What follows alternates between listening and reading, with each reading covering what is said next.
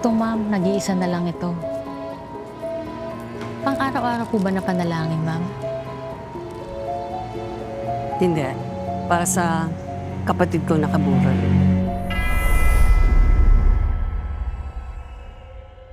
Santo, Santo, Santo. Pero saan po yung rosaryo? Kailangan may hawak na rosaryo ang patay para maging gabay niya sa pag-akyat sa langit.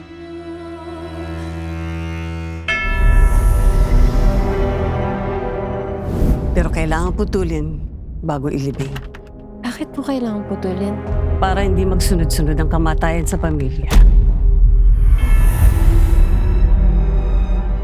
Di ba pinilin sa atin ni Tia na kailangan putulin yung rosaryo? Hindi naman totoo yun eh.